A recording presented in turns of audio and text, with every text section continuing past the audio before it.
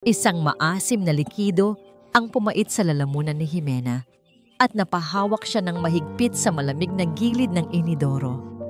Nanginginig ang kanyang mga tuhod habang inilalabas niya ang lahat ng laman ng kanyang sikmura. Ito na ang pang-apat na umaga na ganito ang kanyang paggising. Nang mahimasmasan, dahan-dahan siyang umupo sa sahig na gawa sa mamahaling tiles, ipinikit ang mga mata at hinaplos ang kanyang tiyan na bahagya pa lamang umuumbok. Hindi ang sarili niya ang inaalala niya. "Kumusta ka na kaya, anak?"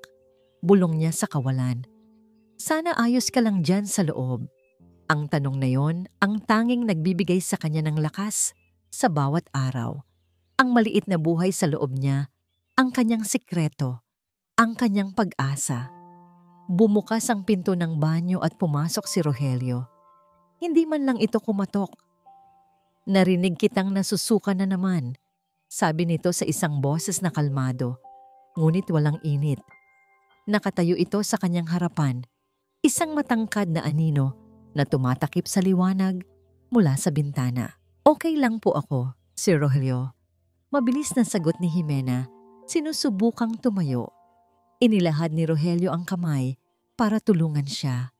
Ang pagkakahawak nito ay hindi maalalay, kundi mahigpit at nagpapaalala kung sino ang may kontrol. "Huwag mo akong tawaging sir. Asawa mo ako, Jimena. Tayo ang magiging pamilya dito." Tumangulang si Jimena, hindi makatingin ng diretso sa mga mata nito. Amoy na amoy niya ang mamahaling pabango nito. Isang amoy na dati nagpapakilig sa kanya, pero ngayon ay parang lason na sumasakal sa kanyang paghinga. "Magpahinga ka na muna sa kwarto. Naghanda ako ng gatas para sa'yo," utos nito. "Para sa inyo yan ng baby." Sumunod si Jimena. Sa ibabaw ng kama ay naroon ang isang baso ng gatas at ang kanyang cellphone. Kinuha ito ni Rogelio. "Sino itong tumatawag sa'yo?" tanong nito habang tinitingnan ng screen. Si Natalia po. Pinsan ko." Nakita ni Jimena ang pagbabago sa mukha ni Rogelio. Isang mabilis na kislap ng galit na agad ding napalitan ng isang pekeng ngiti. "Hindi ba't sinabi ko na sa'yo? Hindi mo na kailangan ng pamilya mo. Ako na ang pamilya mo ngayon. Ang pakikipag-usap sa kanila ay magugulo lang sa isip mo." Binura nito ang notification ng missed call sa harap niya. "Pero nag-aalala lang po siguro sila." "Ako ang nag-aalala sa'yo, Jimena," mariing sabi ni Rogelio, hinahaplos ang kanyang buhok. "Kaya nga kita dinala dito, malayo sa kahirapan, malayo sa gulo. Hindi mo ba natatandaan ang pangako ko sa'yo?" Parang pelikulang nag-flashback sa isip ni Jimena ang araw na umalis siya sa kanilang bahay sa Laguna. Ang ingay ng mga kapatid niya, ang amoy ng piniritong isda, ang mukha ng kanyang ina na puno ng pag-aalala. At si Rogelio, dumating na parang isang prinsipe, nangangako ng isang magandang kinabukasan. Isang kinabukasan na ngayon ay parang isang malaking kulungan na may matataas na pader at bakal na gate. "Opo," mahinang sagot niya. "Natatandaan ko po." "Mabuti," sabi ni Rogelio at hinalikan siya sa noo. "Inumin mo ang gatas mo. Aalis muna ako para tingnan ang mga pananim. Huwag kang lalabas." At umalis na ito, nilock ang pinto mula sa labas. Naiwan si Jimena sa katahimikan ng malaking kwarto. Ang tanging maririnig ay ang tibok ng sarili niyang puso. Tiningnan niya ang gatas, pero hindi niya ito ininom. Nawalan na siya ng tiwala. Dahan-dahan siyang lumapit sa bintana, sumilip sa maliit na siwang ng kurtina. Nakita niya ang malawak na taniman ng prutas, ang asul na langit, ang mga ibong malayang lumilipad, lahat ng bagay na hindi niya maabot. At doon, sa di kalayuan, sa likod ng malaking bahay, may isa pang mas maliit na kubo, isang bahay na gawa sa kahoy na parang bodega. At sa bintana niyon, may nakita siyang isang anino, isang babae. Nakatayo lang ito, nakatingin sa labas, parang isang manika na walang buhay.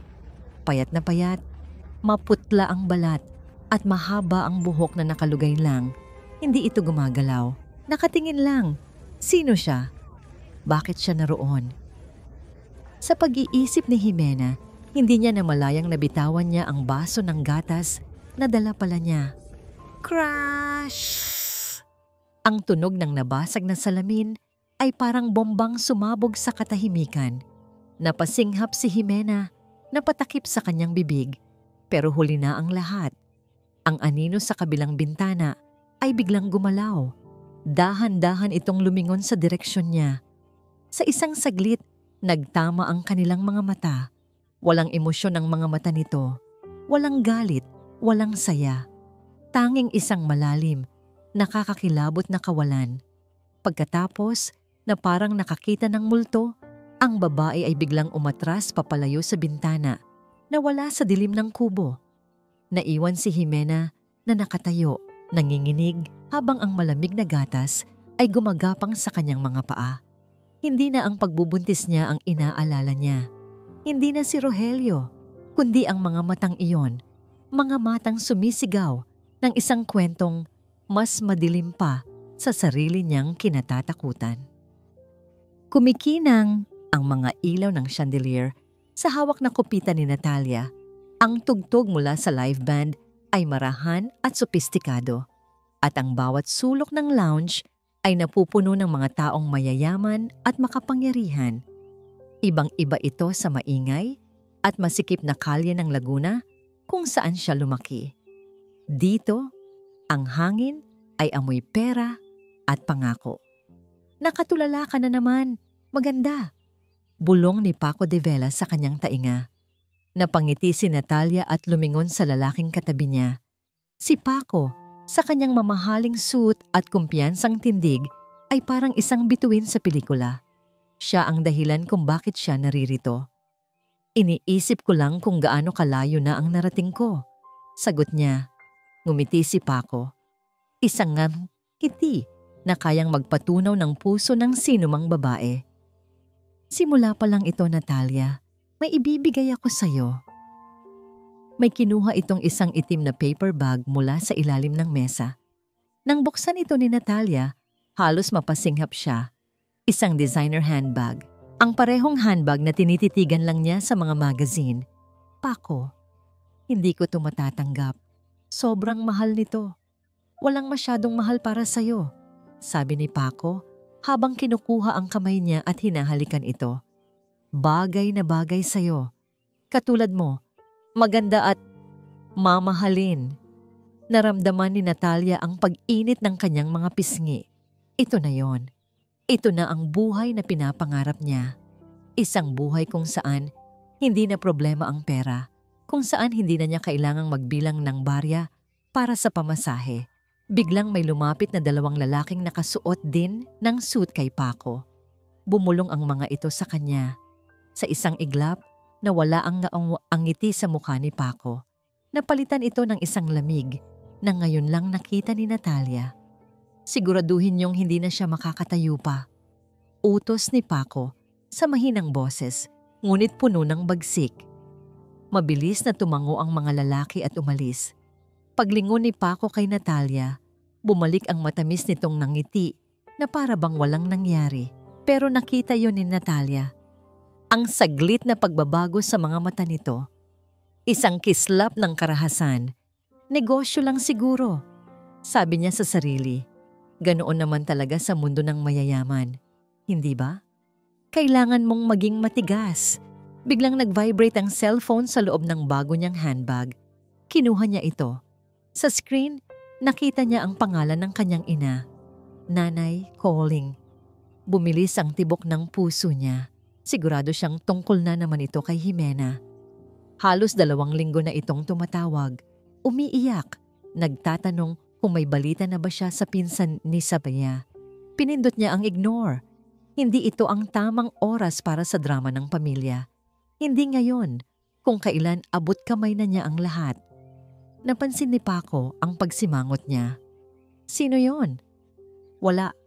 Mabilis niyang sagot. Ibinabalik ang cellphone sa bag. Si nanay lang, nangungumusta. Alam mo na. Tumango si Paco pero may kakaibang tingin sa kanyang mga mata. Inilapit nito ang mukha sa kanya. Ang hininga ay amoy, mamahaling alak. Mula ngayon tayo, Natalia, kapag kasama mo ako ang mundo mo. Ako lang. Naiintindihan mo? Hindi ito tanong. Ito ay isang utos. May kung anong malamig na gumapang sa likod ni Natalia. Pero iwinaksin niya ito. Pinili niyang ngumiti. Oo naman. Good, sabi ni Paco. At muling bumalik ang nangiti sa mga labi nito. Halika na. Iuuwi na kita sa bago mong mundo. Tumayo sila. Ipinulupot ni Paco ang braso sa kanyang baywang. Iginagaya siya sa paglakad na para bang isa siyang tropeyo. Bawat madaanan nilang tao ay yumuyuko o umiiwas. Ramdam na ramdam ni Natalia ang kapangyarihan ni Paco. At sa pagiging pag-aari nito, pakiramdam niya ay may kapangyarihan din siya. Habang naglalakad sila papalabas, isang lalaking busog na mukhang negosyante ang hindi tumitingin sa dinadaanan. Sa pagmamadali, nabangga nito si Natalia. Ay sorry miss, sabi ng lalaki.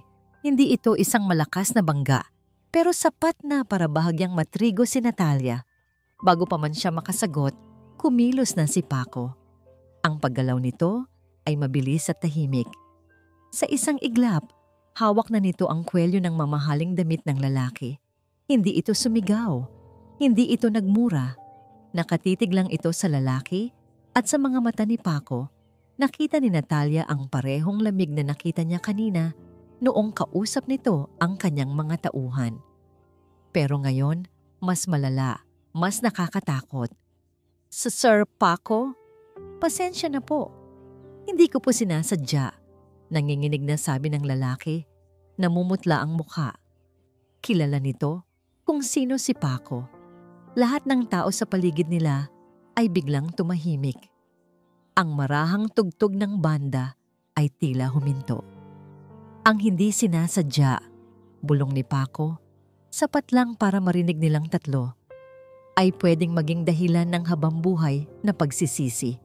Binitawan nito ang lalaki na halos matumba sa pag-atras. Pagkatapos, lumingon si Paco kay Natalia.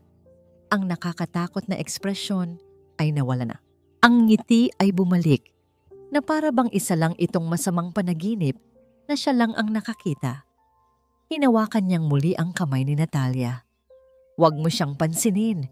Ang mahalaga, hindi ka nasaktan. Hinding-hindi ko hahayaang may manakit sa'yo. May parte sa loob ni Natalia na gustong maniwala sa sinabi nito. Ang parte na matagal nang naghahanap ng isang taong poprotekta sa kanya. Pero may isa pang parte, isang maliit na boses sa kanyang isipan na sumisigaw ng babala. Ang kislap na nakakasilaw ay may kasama palang nakakapasong init. Sumakay sila sa itim at makintab na sasakyan ni Paco. Sa loob, amoy katad at kapangyarihan. Tahimik lang si Natalia sa biyahe, yakap-yakap ang bagong handbag. Ang mamahaling katad nito ay dapat nagbibigay sa kanya ng saya. Pero ngayon ay parang may bigat ito na hindi niya maipaliwanag. Nakarating sila sa isang kondominium na napakataas. Ang mga bintana ay tanaw ang buong syudad na kumikinang sa gabi. Ang unit ni Paco ay malawak, moderno at malamig. Parang isang museum. Magpahinga ka na, sabi ni Paco. Tinatanggal ang kanyang mamahaling relo. Feel at home. This is your home now. Pumasok si Natalia sa kwarto. Ang kama ay malaki at malambot. Ang mga damit sa aparador ay mas marami pa sa buong laman ng bahay nila sa Laguna. Ito na ang katuparan ng lahat ng pangarap niya. Pero bakit pakiramdam niya ay isa siyang ibon na ipinasok sa isang gintong hawla? Habang nag-iisip, narinig niyang muling tumunog ang cellphone ni Paco sa sala. This time, sinagot nito. Lumabas si Paco sa balkonahe para doon mag-usap. Marahil iniisip na hindi siya maririnig. Pero ang pinto ng balkonahe ay bahagyang nakaawang. At ang boses ni Paco, kahit mahina, ay malinaw na dala ng katahimikan ng gabi. Oo, naintindihan ko, sabi ni Paco. Wala na ang lambing sa kanyang boses. Napalitan ito ng tigas at awtoridad. May utang siya sa akin. Kailangang magbayad. Nagkaroon ng saglit na katahimikan. Nasa Laguna siya, di ba? Malapit sa lumang simbahan. Pagpapatuloy ni Paco. Hanapin ninyo. Siguraduhin niyong mauunawaan niya na hindi ako nagbibiro. Kung kailangang saktan, saktan ninyo. Ang gusto ko lang, makuha ang dapat sa akin. Narinig ni Natalia ang pangalan ng sarili nilang probinsya. Laguna. Biglang nanlamig ang buong katawan niya. Ang mga kamay niya ay nagsimulang manginig. Hindi na ito isang malayong gulo sa Maynila. Hindi na ito negosyo ng mga makapangyarihan. Ang karahasan ni Paco, ang network nito, ay abot hanggang sa lugar na tinakasan niya. Malapit sa pamilya niya. Malapit kay Jimena. Napahigpit ang hawak niya sa handbag. Ang dating simbolo ng pangarap ay naging simbolo na ngayon ng isang panganib na mas malaki at mas madilim kaysa sa inakala niya. Hindi maalis sa isip ni Jimena ang mga matang yon. Sa buong maghapon, habang siya ay naglilinis ng bahay, habang siya ay kumakain ng pananghaliang mag-isa, ang imahe ng babae sa bintana ay paulit-ulit na bumabalik sa kanya. Isang multo sa gitna ng sikat ng araw. Isang sikretong nakakulong sa loob ng isa pang kulungan. Kinahapunan, narinig niya ang tunog ng sasakyan ni Rogelio. Sumilip siya sa bintana at nakita itong may kausap sa cellphone, tila seryoso. Pagkatapos ng tawag, muli itong sumakay sa kotse at nagmamadaling umalis. Ito na ang pagkakataon niya. Nanginginig ang mga kamay ni Jimena habang naglalagay siya ng 2 piraso ng tinapay sa loob ng isang maliit na Tupperware. Dinagdagan niya ito ng isang bote ng tubig. Simpleng bagay, pero sa lugar na ito, ang simpleng bagay ay isang malaking panganib. Hawak ang munting handog, dahan-dahan siyang lumabas ng bahay. Bawat hakbang sa nag-iinit na lupa ay puno ng pag-iingat. Bawat huni ng kuliglig ay parang isang alarma sa kanyang tainga. Habang papalapit siya sa kubo sa likod bahay, lalo itong nagmumukhang nakakatakot. Ang kahoy nito ay luma at nababakbak na ang pintura. Ang mga bintana ay marumi at may mga sapot ng gagamba. Nakatayo sa harap ng pinto, naramdaman niya ang bilis ng tibok ng kanyang puso. May isang malaking padlock na nakakandado rito mula sa labas. Kinatok niya ito ng 3 beses, mahina lang, walang sumasagot. Hello? Bulong niya, idinidikit ang bibig sa siwang ng pinto. May tao ba dyan? Katahimikan. Ako si Jimena. Pagpapatuloy niya, nanginginig ang boses. Yung nasa malaking bahay, hindi ako masamang tao. Nagdala ako ng pagkain at tubig. Ilang saglit pa ng katahimikan. Pagkatapos ay may narinig siyang kaluskos mula sa loob. Isang tunog ng mga paang gumagapang, hindi naglalakad. Inilapit ni Jimena ang kanyang mata sa isang maliit na butas sa kahoy. Sa dilim ng loob, naaninag niya ang isang anyo na nakaupo sa sulok, yakap-yakap ang mga tuhod. Ang babae mula sa bintana. Hindi kita sasaktan, sabi ulit ni Jimena. Gusto ko lang tumulong. Dahan-dahan, gumapang ang babae papalapit sa pinto. Nakita ni Jimena ang kanyang mukha sa butas, payat, marumi, at ang mga mata ay malalim sa lungkot. May mga luma itong pasa sa braso, mga markang nagkukwento ng matagal ng pagdurusa.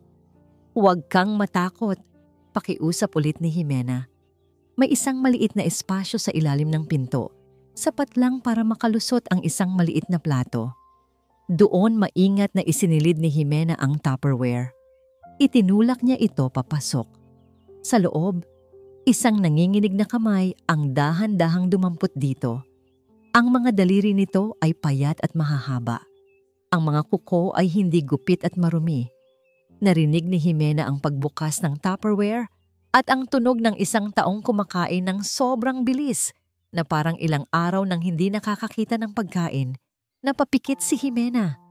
Ang awa ay parang punyal na tumusok sa kanyang puso. "Anong pangalan mo?" tanong niya ulit. Mas mahina ang boses. Tumigil ang pagkain sa loob.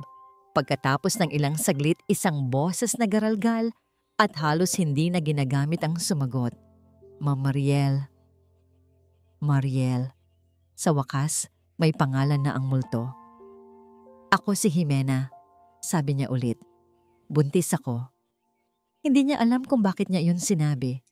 Siguro para ipaalam kay Mariel na hindi lang siya nag-iisa, na may dala siyang isa pang buhay. Siguro para ipaalala sa sarili niya na may dahilan siya para lumaban. Hindi sumagot si Mariel. Tanging ang tunog lang ng kanyang pagnguya ang maririnig.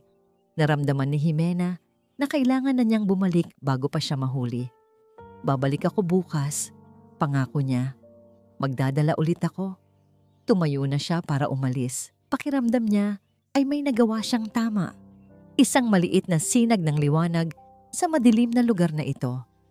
Pero habang papihit na siya, isang kamay ang biglang lumabas mula sa siwang sa ilalim ng pinto at humawak ng mahigpit sa kanyang bukong-bukong.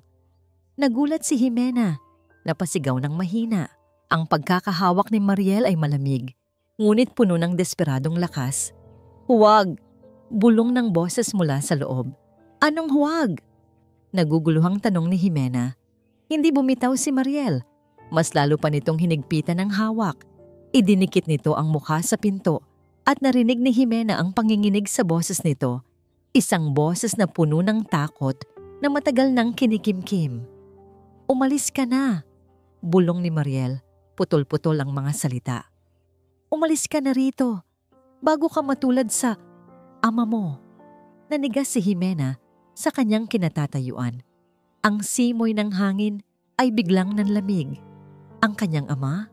Paano? Paano niya nalaman ang tungkol sa kanyang ama? Binitawan ni Mariel ang kanyang paa at mabilis na gumapang pabalik sa dilim na parang isang ipis na takot sa liwanag. Naiwan si Jimena sa laba, nakatayo. Ang puso niya ay kumakarera. Hindi ina dahil sa takot na mahuli, kundi dahil sa isang tanong na biglang bumuhay sa isang matagal nang natutulog na multo mula sa kanyang nakaraan.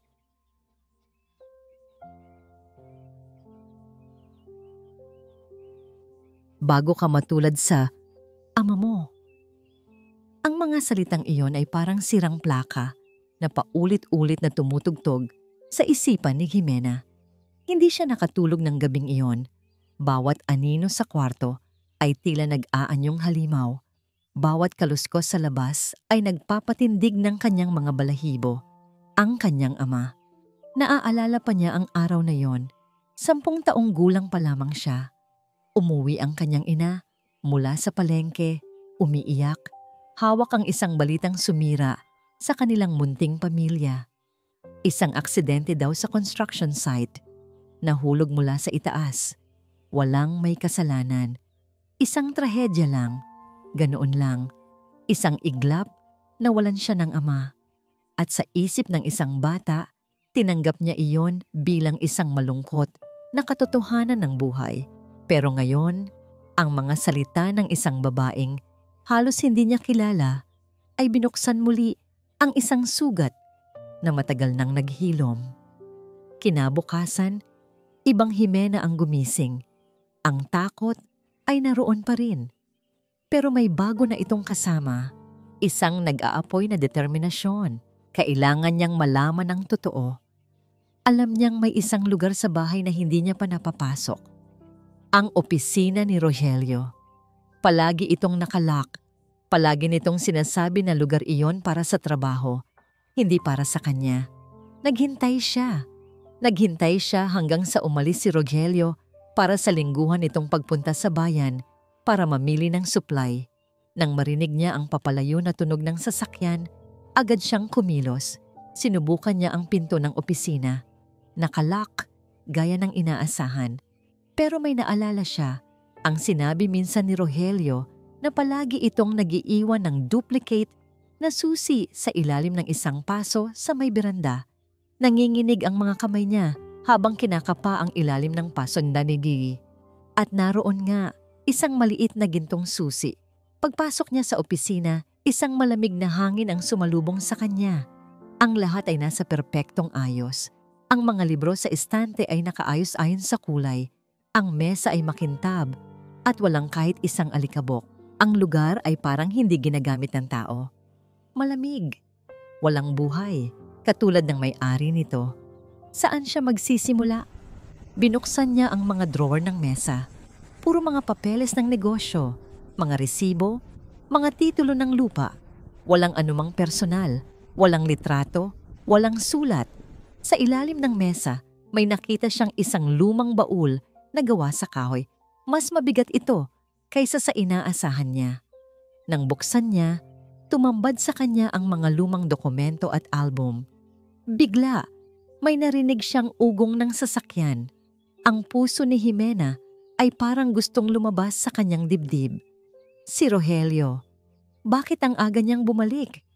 Sa sobrang taranta, mabilis niyang isinara ang baul. Tinulak niya ito, pabalik sa ilalim ng mesa. Siniguradong nasa eksaktong posisyon. Tumakbo siya palabas ng opisina, nilak ang pinto, at ibinalik ang susi sa ilalim ng paso. Halos hindi siya makahinga. Sakto. Pagpasok niya sa sala, bumukas ang pinto ng bahay at pumasok si Rogelio. May nakalimutan lang ako, sabi nito.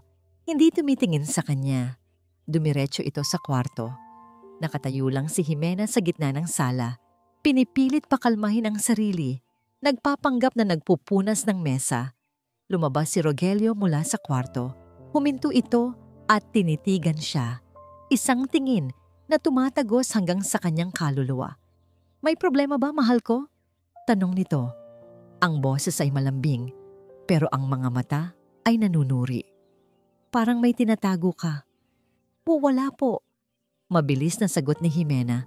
Umiiwas ng tingin. Nagulat lang po ako sa pagbalik ninyo. Ngumiti si Rogelio, pero hindi umabot sa kanyang mga mata. Ganoon ba?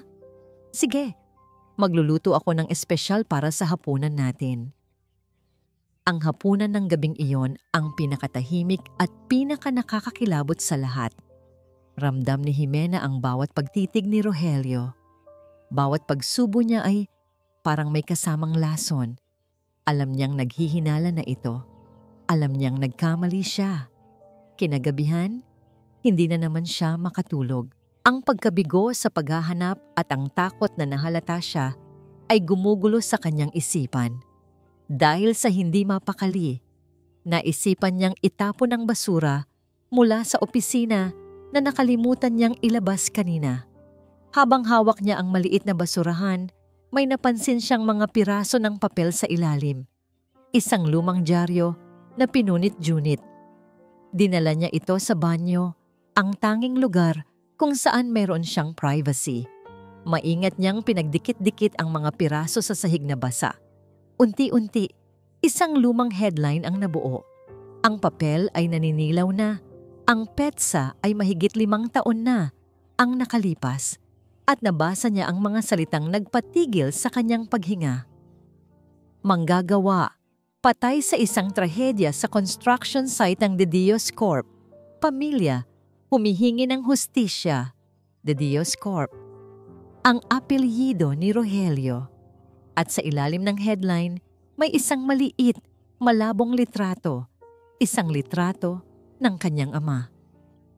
Maingat na ipinahid ni Natalia ang concealer sa ilalim ng kanyang mata, papunta sa gilid ng kanyang pisngi. Hindi ito para takpan ng puyat. Ito ay para itago ang bahagyang pangingitim ng balat doon. Isang alaala ng mabilis na pag-ikot ng ulo niya nang masampal siya ni Paco 2 gabi na ang nakalipas. Para hindi ka na madistract sa mga walang kwentang bagay, sabi nito matapos basagin ang luma niyang cellphone sa sahig. Ngayon, ang tanging teleponong hawak niya ay ang bago at mamahaling ibinigay ni Paco. Isang teleponong walang numero ng kanyang pamilya. Walang social media accounts niya at siguradong sigurado siya. Binabantayan ang bawat tawag at text. Tinitigan niya ang kanyang refleksyon sa salamin. Nakasuot siya ng isang magandang silk dress na binili ni Paco. Ang kanyang buhok ay perpektong nakaayos. Ang kanyang mukha ay puno ng mamahaling pampaganda. Mukha siyang masaya. Mukha siyang matagumpay. Pero sa loob, nararamdaman niya ang unti-unting pagkamatay ng kanyang kaluluwa. Narinig niyang bumukas ang pinto ng kwarto. Pumasok si Paco. Bihis na bihis. Amoy na amoy ang pabango. "Ready ka na, babe?" Tanong nito. Hinalikan siya sa balikat. "May dinner meeting ako. Gusto kong ipakilala sa iyo ang mga business partners ko." Ngumiti si Natalia. Isang ngiting sanay na siya. "Oo naman." Habang nasa biyahe sila, ipinikit ni Natalia ang kanyang mga mata at kunwari natutulog. Ito lang ang tanging paraan para makatakas siya kahit sa ilang saglit lang. Hinayaan niyang dalhin siya ng kanyang isip pabalik sa Laguna. Sa ingay ng kanilang bahay, sa amoy ng kape ng kanyang ina, sa mga tawanan nila ni Jimena. Naalala niya ang pinsan. Nasaan na kaya siya? Ligtas kaya siya? Ang dating pagkainis niya sa pagiging pabigat ni Jimena ay napalitan na ngayon ng isang malalim na pag-aalala. Sa restaurant, ipinakilala siya ni Paco sa mga kasosyo nito bilang kanyang pinakamamahal na si Natalia. Ngumiti siya, kumamay, at tumawa sa mga birong hindi naman nakakatawa. Ginampanan niya ang papel na ibinigay sa kanya. Isang magandang palamuti sa braso ng isang makapangyarihang lalaki. Sa kalagitnaan ng hapunan, nagpaalam siyang magbabanyo. Ito na ang pagkakataon niya. Sa loob ng kanyang bagong handbag, itinago niya ang isang maliit at lumang prepaid phone na nakuha niya mula sa isa sa mga katulong sa condo unit kapalit ng ilang libong piso. Pumasok siya sa isang cubicle at nanginginig na idinial ang numero ng kanyang ina. Sa ikalawang ring, sumagot ito. "Hello? Sino to?" "Nay, si Natia to." Bulong ni Natalia, halos maiyak nang marinig ang boses ng ina. "Natalia, anak, Diyos ko, bakit ngayon ka lang tumawag? Ayos ka lang ba? Kumusta ka na? Si Jimena." "Nay, sandali lang po ako." Putol ni Natalia, pinipigilan ang pag-agos ng kanyang mga luha. "Wala pa rin po bang balita sa kanya?" "Wala, anak. Nag-aalala na ako ng sobra. Baka kung napano na yung pinsan mo." "Sige na po, Nay. Babalitaan ko kayo. Kailangan ko ng ibaba. Mahal ko kayo." "Teka, Nati." Pinatay niya ang tawag. Mabilis niyang itinago ang telepono. Ang ilang segundong pag-uusap na yon ay parang isang baso ng tubig sa isang taong nauuhaw. Pero kasabay nito ang matinding kirot ng pagsisisi at takot. Paglabas niya ng banyo, nakatayo si Paco sa labas, nag-aabang. Ang nangiti nito ay wala na. Ang mga mata nito ay malamig at matalim. "Sino ang tinawagan mo?" Tanong nito sa isang boses na kalmado pero puno ng panganib. "Wala." Pagsisinungaling niya. "Nag-retouch lang ako." Hindi ito kumibo. Hinawakan lang nito ang kanyang braso nang mahigpit. Sobrang higpit. "Uwi na tayo," sabi nito. Ang biyahe pabalik ay puno ng nakabibinging katahimikan. Bawat segundo ay parang isang karayom na tumutusok sa balat ni Natalia. Pagdating sa condo unit, binitawan siya ni Paco at hinalughog ang kanyang bag. Madali nitong nahanap ang maliit na telepono. Hindi ito sumigaw. Hindi ito nagalit. Tinitigan lang niya ang telepono. Pagkatapos ay tinitigan siya. "Sinabi ko na sa'yo, Natalia," sabi nito sa isang boses na mas malamig pa sa yelo. "Akin ka lang." At pagkatapos, isang malakas na sampal ang dumapos sa kanyang pisngi. Mas malakas kaysa sa una. Napaupo siya sa sahig, nanginginig. Ang pisngi niya ay nag-iinit at kumikirot. Tumayo siya at tumakbo papasok sa kwarto. Nilak ang pinto. Humagulgol siya nang walang tunog.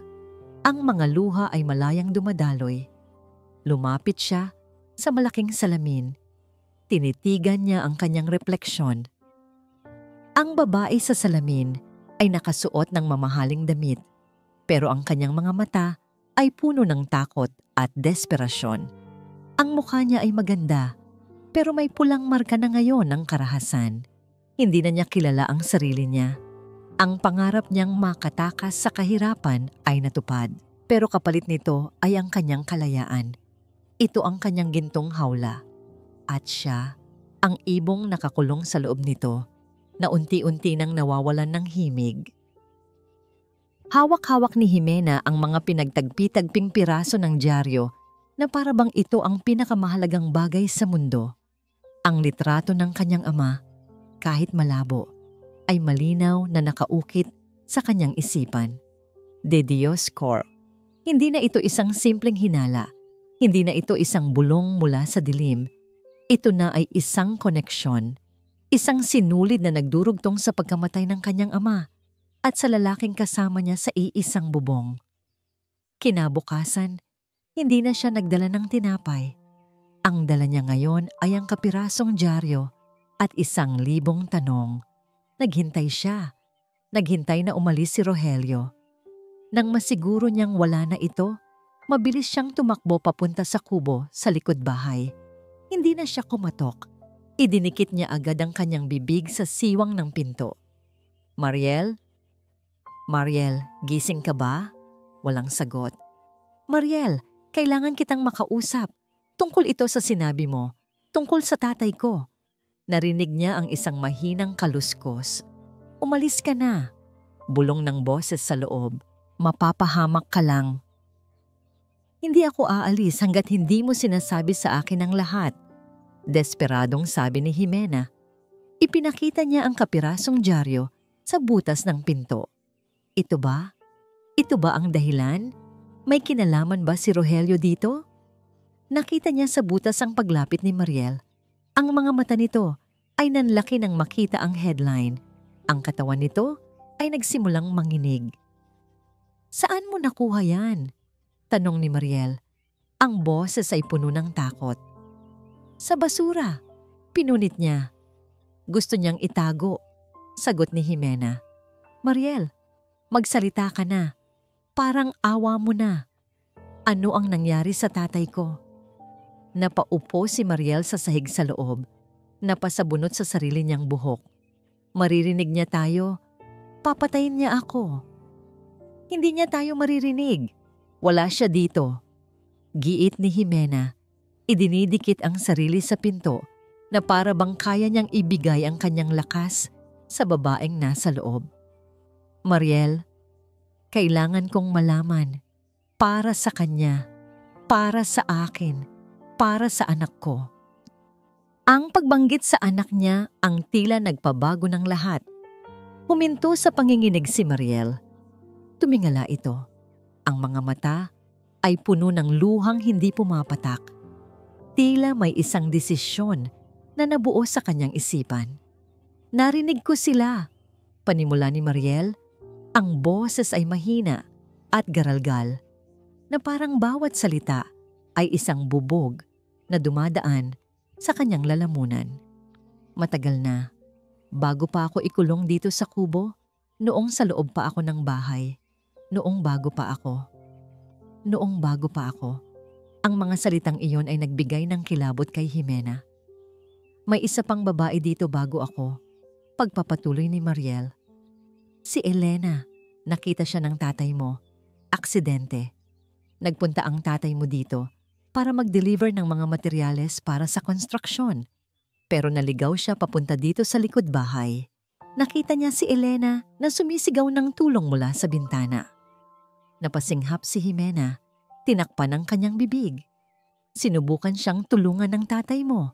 Sabi ni Mariel, ang mga luha ay nagsimula ng mamuo. Sinabi niya na babalik siya kasama ang mga pulis, pero narinig sila ni Rogelio. Nag-flashback sa isipan ni Jimena ang isang eksena na binuo ng mga salita ni Mariel. Ang kanyang ama, isang simpleng construction worker na napasubo sa isang sitwasyong hindi niya dapat nakita.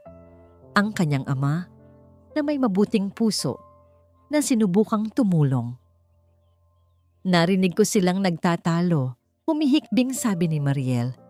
Si Rogelio, kalmado lang, pero ang mga salita niya, nakakatakot. Sabi niya sa tatay mo, may mga bagay na hindi mo dapat pinakikialaman. Pero matapang ang tatay mo. Sabi niya, hindi ako papayag na may gawin kang masama sa babaeng yon.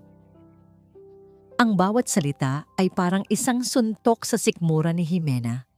Ang imahe ng kanyang ama bilang isang bayani ay nabubuo sa kanyang isipan. Kinagabihan, hindi na bumalik ang tatay mo. Pagtatapos ni Mariel, ang boses ay basag na. At pagkatapos ng ilang araw, nabalitaan na lang namin sa radyo ang tungkol sa aksidente. At si Elena, hindi ko na siya nakita ulit. Isang malakas na hikbi ang kumawala sa lalamunan ni Jimena. Isang sigaw ng sakit at galit na matagal nang nakakulong sa kanyang dibdib. Napasandal siya sa pinto. Ang kanyang mga tuhod ay nanghina. Hindi aksidente. Pinatay siya. Pinatay ang tatay niya dahil sa pagiging asang mabuting tao. At ang lalaking pumatay sa kanya ay ang ama ng dinadala niyang anak. Ang katotohanan ay isang lason na mas masakit pa sa kamatayan. Umupo si Jimena sa lupa. Umiiyak ng walang tunog. Ang mga luha ay dumadaloy na parang ilog sa kanyang mga pisngi.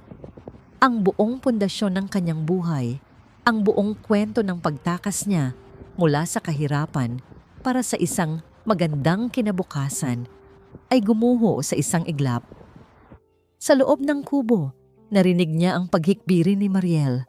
2 babae, magkahiwalay ng isang pader na kahoy, ngunit pinag-isa ng iisang halimaw at ng iisang matinding sakit. Habang umiiyak si Jimena, hinawakan ni Mariel ang pinto mula sa loob. Hindi lang yan ang kasalanan niya, Jimena.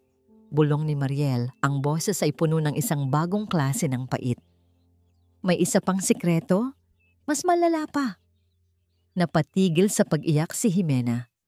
Itinaas niya ang kanyang ulong puno ng luha at idinikit muli ang tainga sa pinto.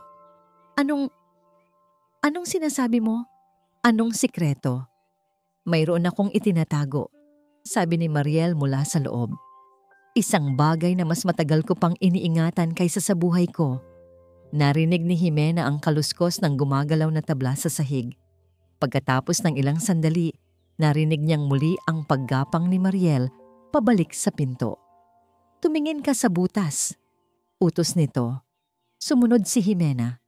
Sa maliit na siwang, nakita niya ang nanginginig na kamay ni Mariel na may hawak na isang bagay. Isang luma, lukot, at naninilaw na litrato. Dahan-dahan itong isinilid ni Mariel sa siwang sa ilalim ng pinto. Nanginginig din ang mga kamay ni Jimena habang dinadampot niya ito. Ang nasa litrato ay 3 tao. Ang isa ay si Rogelio, mas bata pa ng maraming taon. Nakatayo ito, ang mukha ay seryoso, walang emosyon. Sa harap nito, nakaluhod sa lupa ang isang babae. Umiiyak. Puno ng pagmamakaawa ang mukha. Kilalang kilala ni Jimena ang babaeng yon, ang kanyang ina. At sa tabi ng kanyang ina, nakatayo ang isa pang babae, mas bata. Hawak ang isang sanggol na nababalot ng lampin. Ang mukha ng babaeng iyon ay pamilyar din. Ito ang kanyang Tiyaloida, ang nakababatang kapatid ng kanyang ina. Ang ina ni Mariel. Pero hindi yon ang nagpatigil sa paghinga ni Jimena. Ang nagpatigil sa mundo niya ay ang eksena mismo. Ang kanyang ina, nakaluhod, na para bang nagmamakaawa kay Rogelio. At ang kanyang tiyahin, na dapat ay nasa probinsya noon, ay naroon din. Ano to? Tanong ni Jimena. Ang boses ay isang mahinang bulong. Bakit nakaluhod si nanay? Hindi lang siya basta nakaluhod, sagot ni Mariel. Ang boses ay basag at puno ng pait. Nagmamakaawa siya. Nagmamakaawa siyang ibalik sa kanya ang pamangkin niya. Ang pamangkin? Ako, sabi ni Mariel. Ako ang sanggol na hawak ng nanay ko sa litratong yan. Gumuhit ang pagkalito sa mukha ni Jimena. Hindi ko maintindihan. Simple lang ang kwento, Jimena, pero kasing dumi ng putik. Pagpapatuloy ni Mariel, ang nanay ko, si Tiyaloida mo ay naghirap. Nabuntis siya ng walang kwentang lalaki at dumating si Rogelio, isang mabait na negosyante na nangakong tutulungan siya. Pero may kapalit. Huminto si Mariel. Tila inaalala ang isang kwentong paulit-ulit na sinabi sa kanya hanggang sa ito'y maging isang lason sa kanyang dugo. May isang mayamang pamilya na kilala si Rogelio. Kakapanganak lang din ng asawang babae, pero ang sanggol nila, patay. Isang batang lalaki, isang tagapagmana na hindi na humihinga. At kailangan nilang itago yon sa matandang patriarka ng pamilya na may sakit sa puso. Kung hindi, mawawala lahat ng mana nila. Unti-unting nabubuo ang isang nakakakilabot na palaisipan sa isip ni Jimena. Kailangan nila ng kapalit, bulong ni Jimena. Oo, sabi ni Mariel.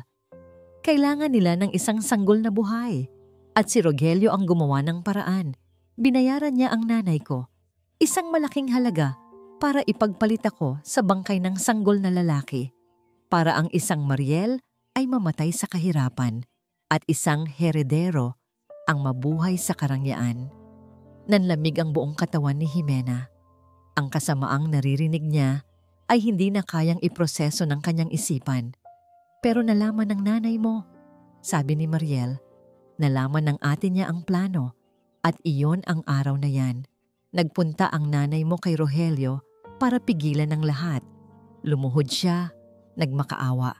Sinabing huwag ituloy ang kasunduan. Pero huli na ang lahat. Tinakot sila ni Rogelio. Sinabing papatayin niya ang buong pamilya ninyo kung may magsasalita. Napatingin si Jimena sa kanyang tiyan. Napahawak siya dito ng mahigpit. Kaya pala, bulong niya. Kaya pala palaging malungkot ang mga mata ng kanyang ina. Kaya pala may isang bigat sa kanilang pamilya na hindi niya maintindihan. Isang sikretong dinala nito sa loob ng 16 na taon. Pero, bakit ka nandito ngayon? Tanong ni Jimena. Paano ka napunta sa poder niya? Isang mapait na tawa ang kumawala kay Mariel. Dahil hindi tumutupad sa usapan si Rogelio, nang mamatay ang matandang patriarka at nakuha na ng pamilya ang mana, itinapon nila ako. At sino ang sumalo sa akin? Si Rogelio. Kinuha niya ako. Pinalaki. Hindi bilang anak, kundi bilang isang pag-aari, isang paalala ng kanyang kapangyarihan, isang sikretong nagpapakain sa kanyang pagiging halimaw. Lahat ng piraso ay nagdikit-dikit. Ang paglapit ni Rogelio kay Jimena ay hindi dahil sa pag-ibig. Hindi ito nagkataon lang.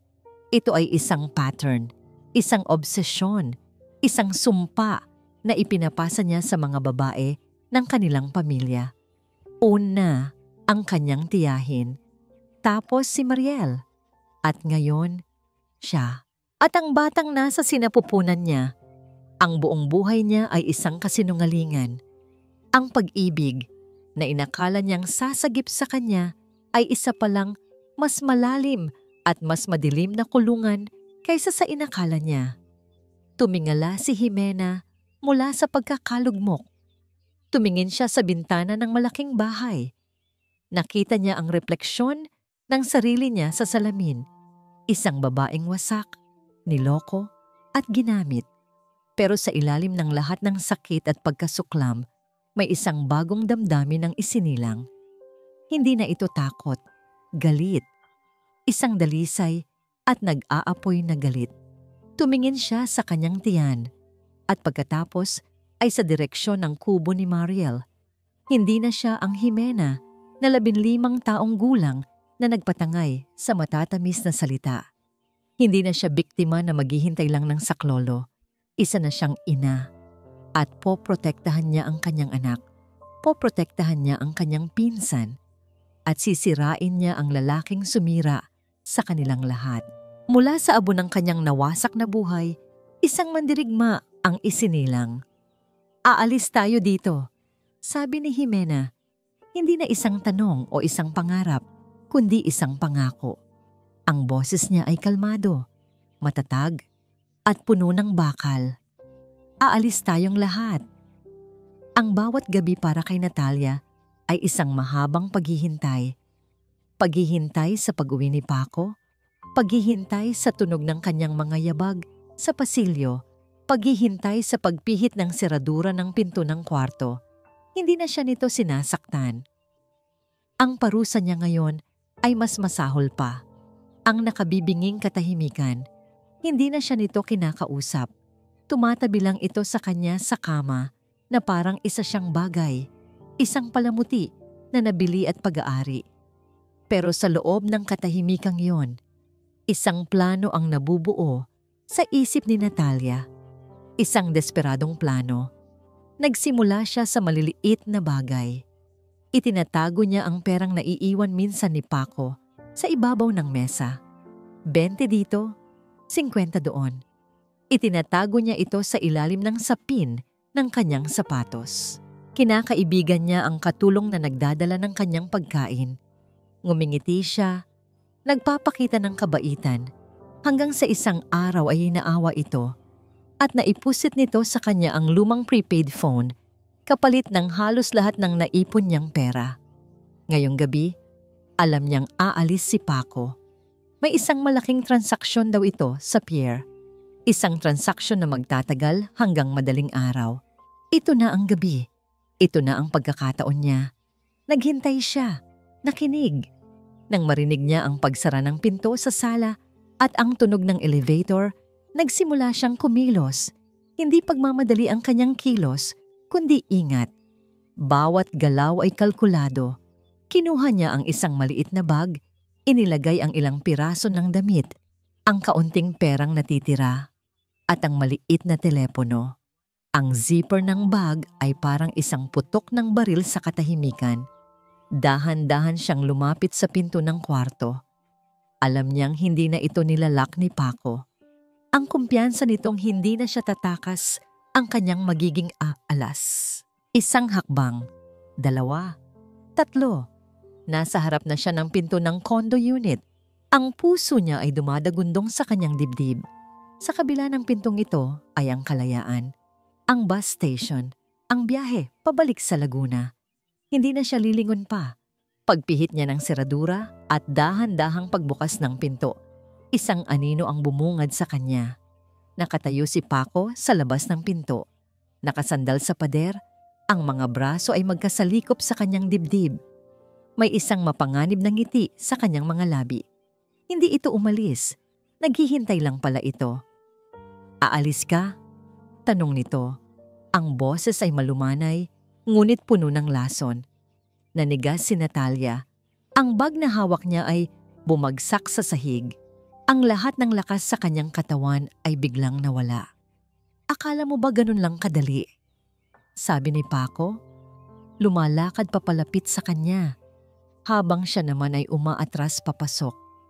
Akala mo ba hindi ko alam ang bawat galaw mo sa loob ng pamamahay ko, Natalia? Isinara nito ang pinto sa likod niya. Ang tunog ng pag-click ng lock ay ang tunog ng kanyang huling pag-asa na naglalaho. Binigay ko sa iyo ang lahat. Pagpapatuloy nito, ang bawat salita ay isang sampal. Damit, pagkain, alahas, isang buhay na kahit sa panaginip ay hindi mo mararating. At ito ang isusukli mo sa akin. Hindi ito buhay, Paco. Sa wakas ay nakahanap ng boses si Natalia. Kulungan ito. Tumawa si Paco, isang tawang walang saya. Kung kulungan ito, ako ang bantay. At ang mga bilanggo dito ay hindi nakakatakas. Hindi na siya nagsalita pa. Itinaas lang nito ang kanyang kamay. Ang sunod na naramdaman ni Natalia ay ang matinding kirot sa kanyang pisngi na sinundan ng pagbagsak niya sa malamig na sahig. Ang sakit ay gumapang sa buong katawan niya, pero mas masakit ang pagkawasak ng kanyang espiritu. Kinaladkad siya ni Paco pabalik sa kwarto. Ibinagsak siya sa kama. Pagkatapos, lumabas ito at narinig niya ang isang tunog na nagpatigil sa kanyang paghinga.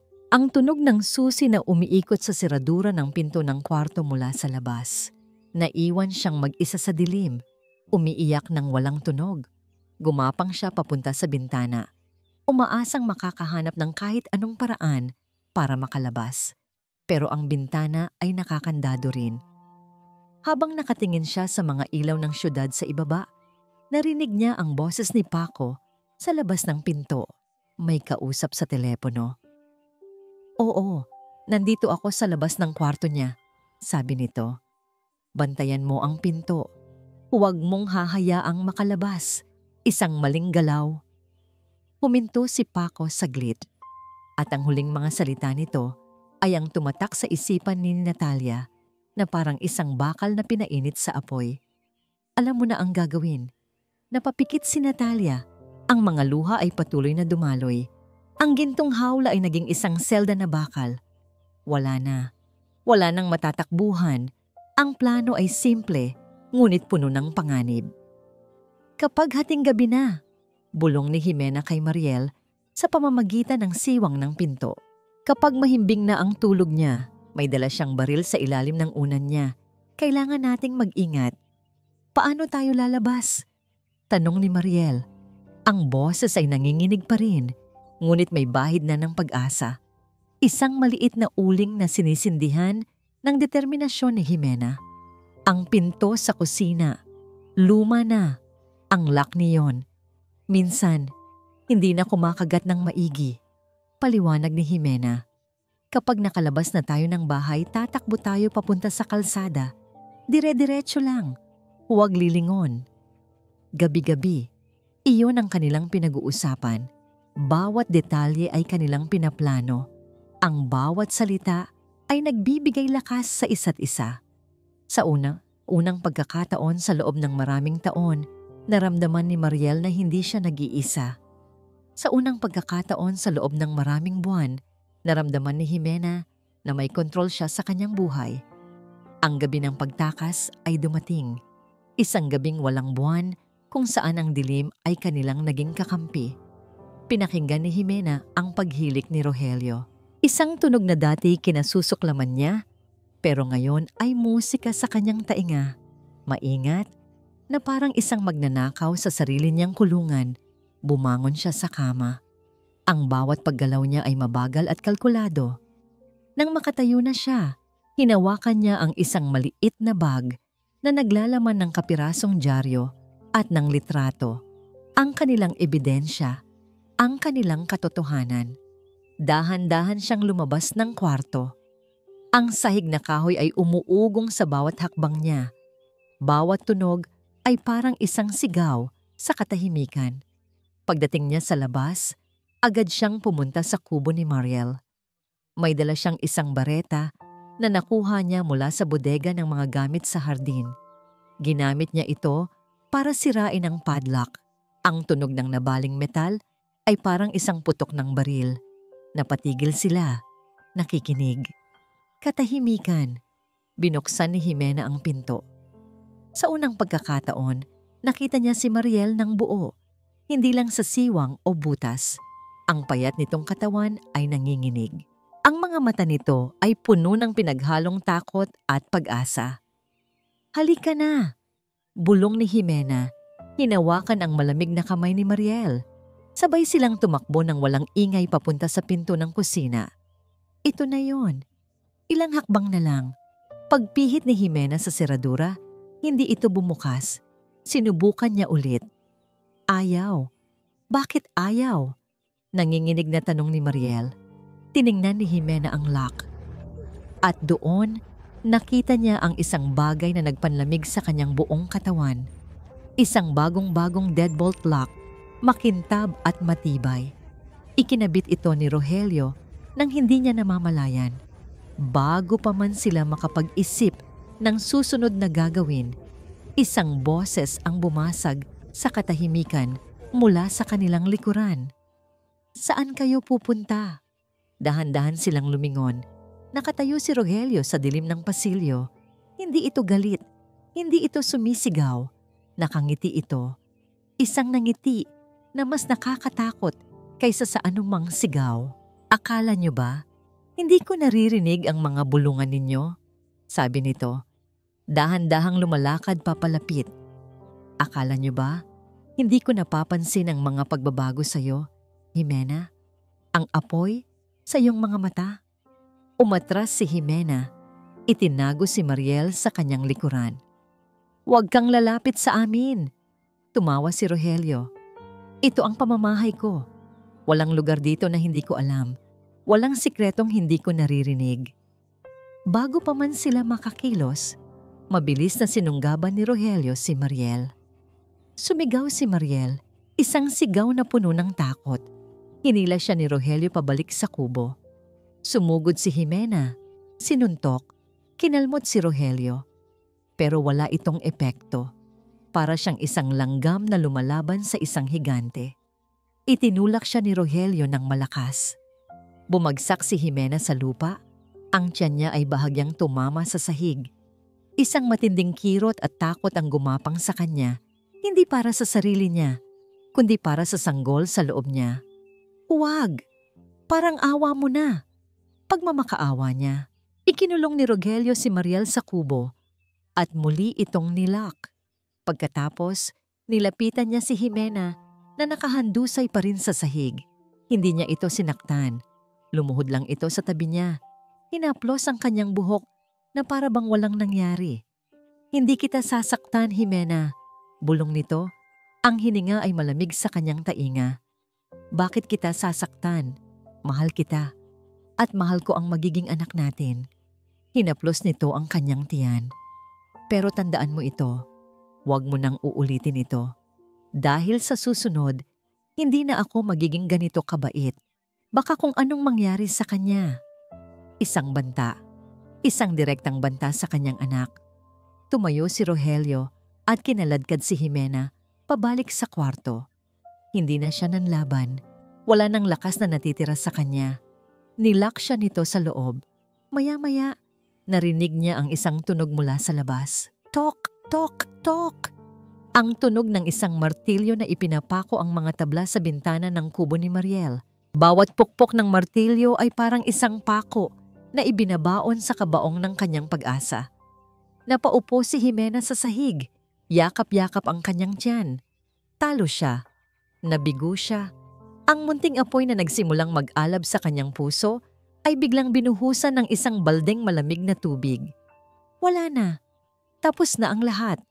Nahuli na sila. At sa dilim ng kanyang kwarto, sa unang pagkakataon, mula nang malaman niya ang katotohanan, umiyak si Jimena, hindi dahil sa galit. Umiyak siya dahil sa tuluyang pagkawala ng pag-asa.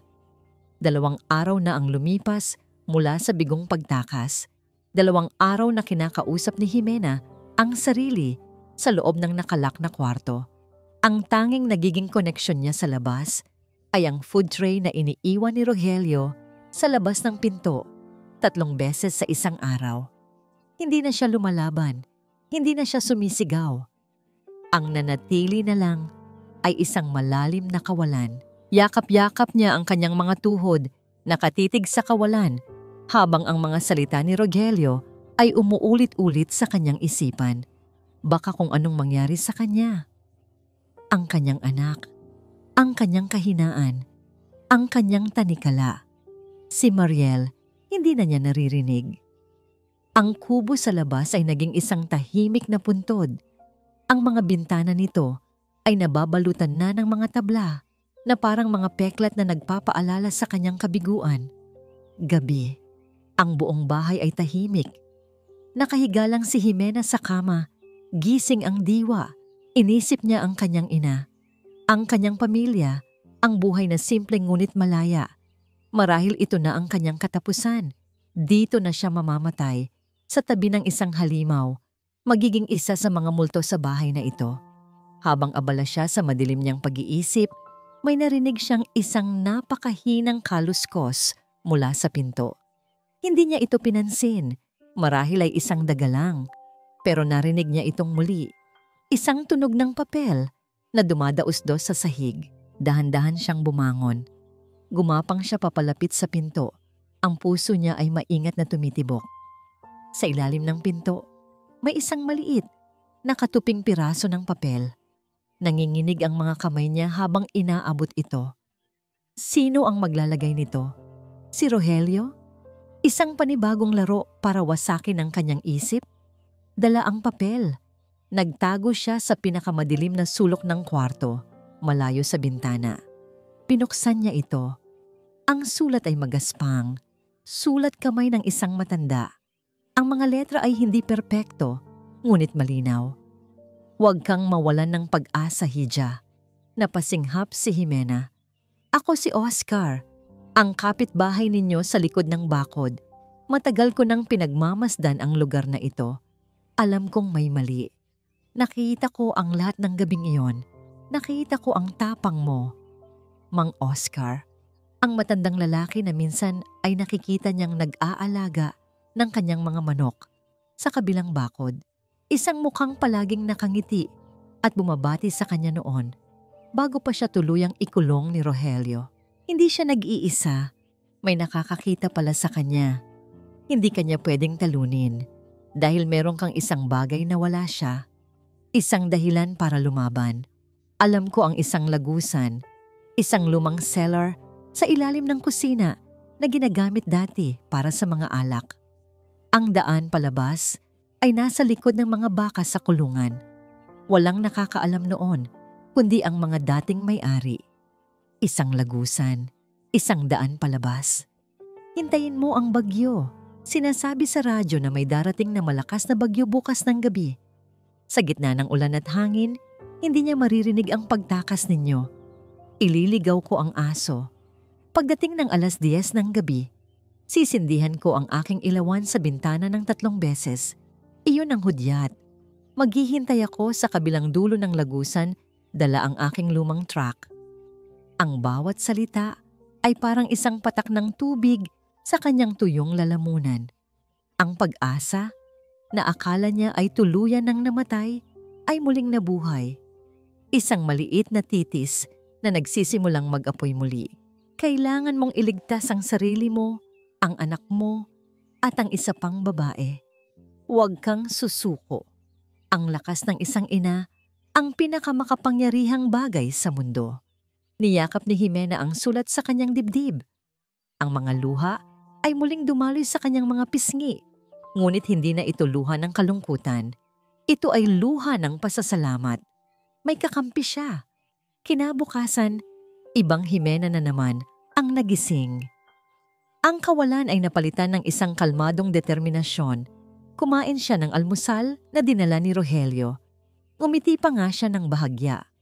Mabuti naman at bumabalik ka na sa dati. Sabi ni Rogelio, nasiyahan.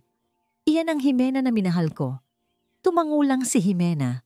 Pero sa loob-loob niya, isang plano ang nabubuo.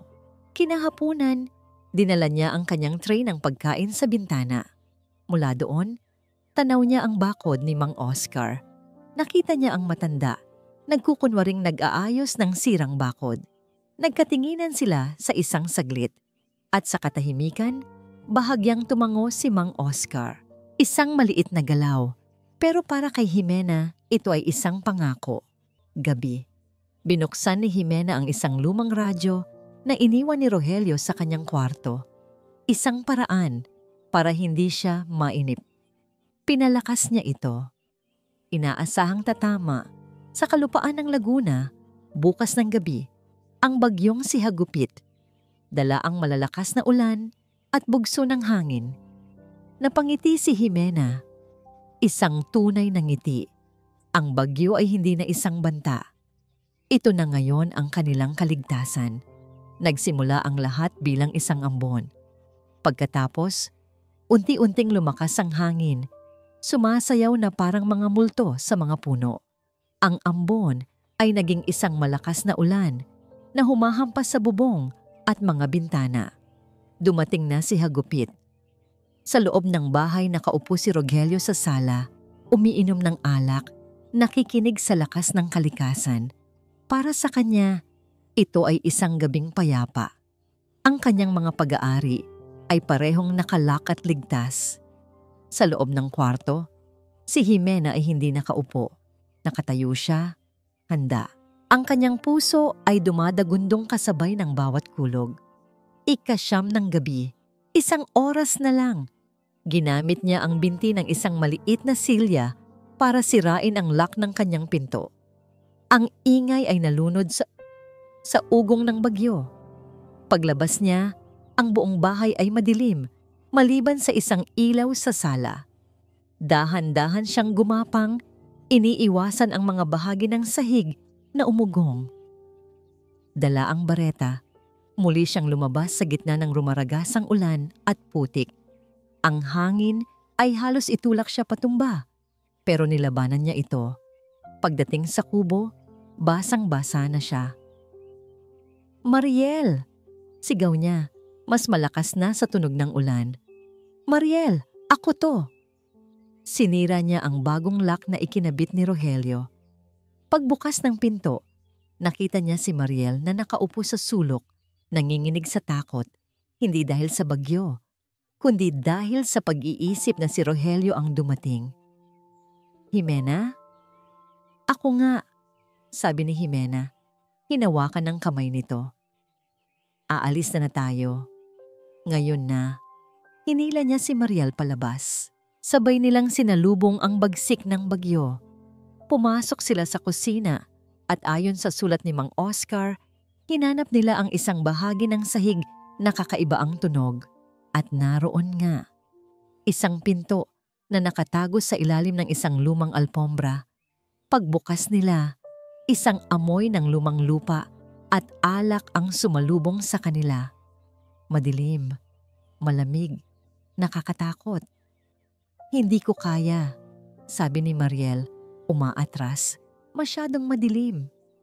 "Kaya mo," sabi ni Jimena, hinigpitan ng hawak.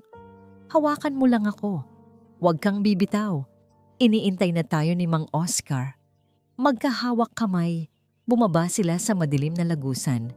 Ang daan ay masikip at basa. Ang tanging liwanag nila ay ang kidlat na sumisilip paminsan-minsan sa mga siwang sa itaas. Nang sa wakas ay marating nila ang dulo, isang pinto na gawa sa kahoy ang kanilang nakita. Itinulak ito ni Jimena. Bumungad sa kanila ang likod ng kulunglungan ng mga baka at ang isang matandang lalaki na may hawak na lampara. Si Mang Oscar.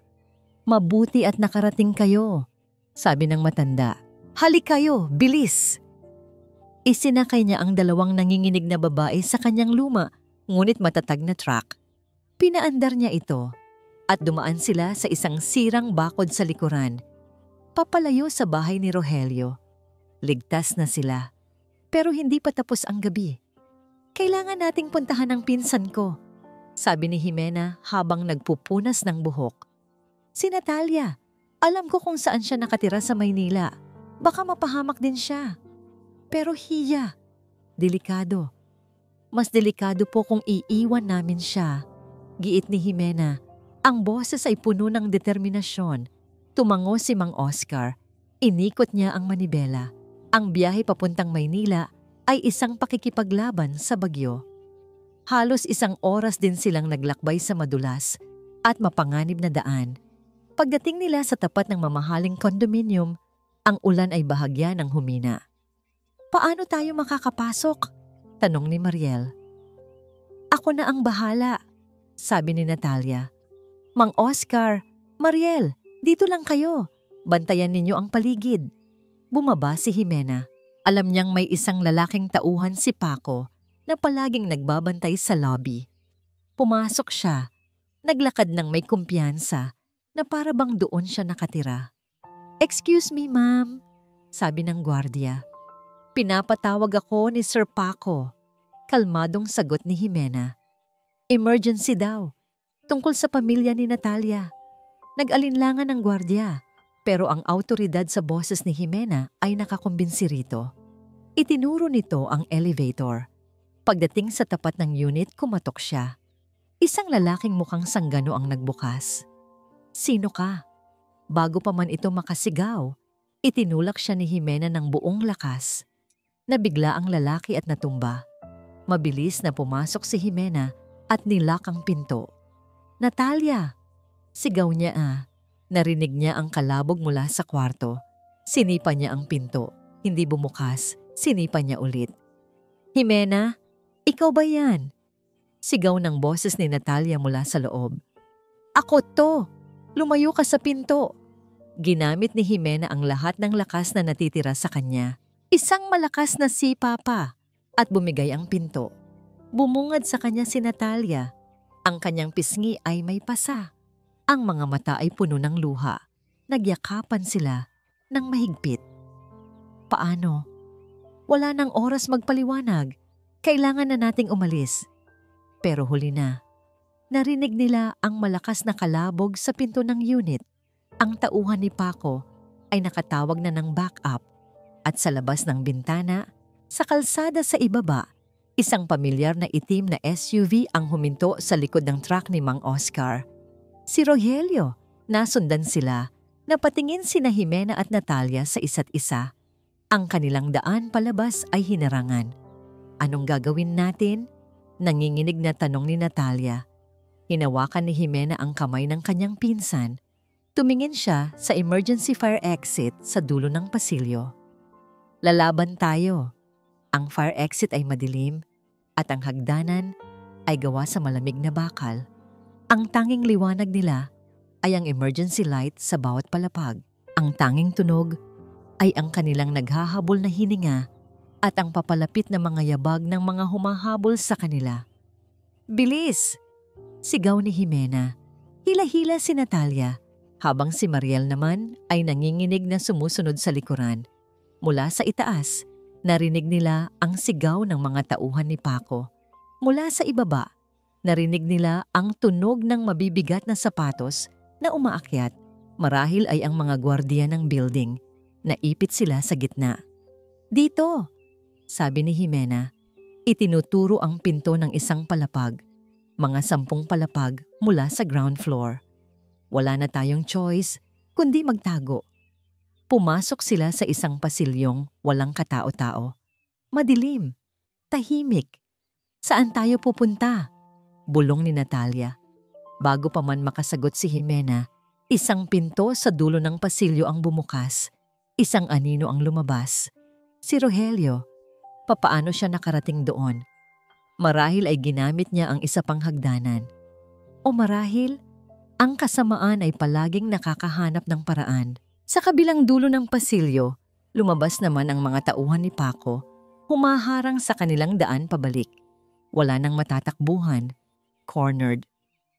Tapos na ang laro, Jimena, sabi ni Rogelio. Ang boses ay kalmado, ngunit puno ng tagumpay. Sumama ka na sa akin pabalik at ibigay mo sa akin ang babaeng yan, sabi niya. Itinuturo si Mariel. Siya ang ugat ng lahat ng ito. Hindi kami sasama sa'yo, matapang na sagot ni Jimena. Itinago ang 2 babae sa kanyang likuran. Ang kanyang maliit na katawan ang naging panangga nilang 3. Tumawa si Rogelio. Ano ang magagawa mo? Isang buntis na batang walang kalaban-laban? Lumakad ito papalapit. Ang mga tauhan ni Paco ay lumakad din papalapit mula sa kabilang direksyon. Ang kanilang mundo ay paliit ng paliit. Napapikit si Jimena. Ito na ba ang katapusan? Pagkatapos ng lahat ng pinagdaanan nila, dito lang ba ito magtatapos? Bigla, isang nakakasilaw na ilaw ang tumama sa mukha ni Rogelio mula sa bintana sa dulo ng pasilyo. Sinundan ito ng isang malakas na tunog, isang sirena ng pulis, at isa pa, at isa pa. Ang buong ibaba ng gusali ay napuno ng kumukutitap na ilaw ng pula at asul. Nanlaki ang mga mata ni Rogelio. Maging ang mga tauhan ni Paco ay natigilan. Sino? Ako. Isang boses ang narinig nila mula sa hagdanan sa kanilang likuran. Hindi ito boses ng pulis. Ito ay boses ng isang matanda, ngunit puno ng awtoridad, si Mang Oscar. Akala niyo ba, hahayaan ko lang ang mga batang ito nang walang backup? Sabi ng matanda, at sa likod niya ay nagsulputan ng mga pulis na armado. Bago pa man ako umalis ng Laguna, tumawag na ako sa hepe ng pulisya doon. Napinsan ko, sinabi ko ang lahat. Ang mukha ni Rogelio ay nagbago mula sa pagiging kampante patungo sa purong galit at pagkabigla. Sumugod ito, hindi papunta kay Jimena, kundi papunta sa bintana na tila balak tumalon. Pero Huli na ang lahat. Agad siyang dinamba ng mga pulis. "Walang hiya ka!" sigaw ni Rogelio habang pinupusasan. "Hindi pa tayo tapos, Jimena. Hindi pa!" Ang mga tauhan ni Paco, kasama na ang amo nilang nagtatago sa kanyang unit, ay madali ring nasukol. Habang ang gulo ay nangyayari sa paligid nila, ang tatlong babae ay nakatayo lang, magkayakap, umiiyak. Hindi na sa takot, kundi sa ginhawa. Tapos na. Sa wakas, tapos na. Makalipas ang ilang buwan, ang hangin sa Laguna ay sariwa. Ang sikat ng araw ay mainit at nagbibigay buhay. Nakaupo si Jimena sa isang upuang tumba-tumba sa kanilang beranda, habang pinapadede ang isang maliit at malusog na sanggol na babae.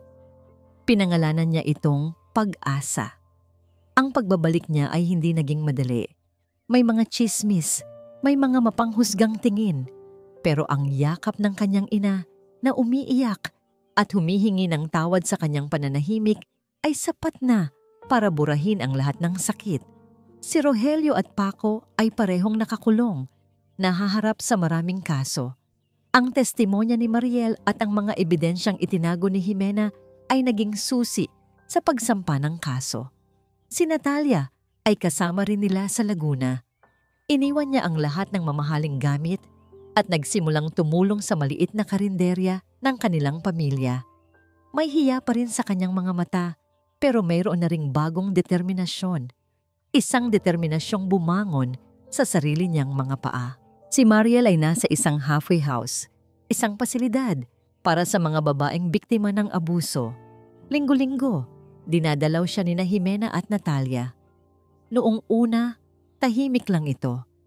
Pero unti-unti, nagsimula na itong ngumiti. Nagsimula na itong magkwento tungkol sa mga pangarap niya. Isang simpleng pangarap na makapagtapos ng pag-aaral. Hawak ni Jimena ang isang sulat. Ang unang sulat mula kay Mariel. Ang sulat kamay nito ay medyo nanginginig pa, pero ang mga salita ay buo. "Salamat, Gina. Tinuruan mo akong umasa ulit. Balang araw, sabay nating haharapin ang bukas." Napangiti si Jimena. Tumingin siya sa kanyang anak na mahimbing ng dating buong nang natutulog sa kanyang mga braso. Hinaplos niya ang malambot nitong pisngi. "Hindi ka na matatakot, anak," bulong niya. "Dahil nandito na si Mama."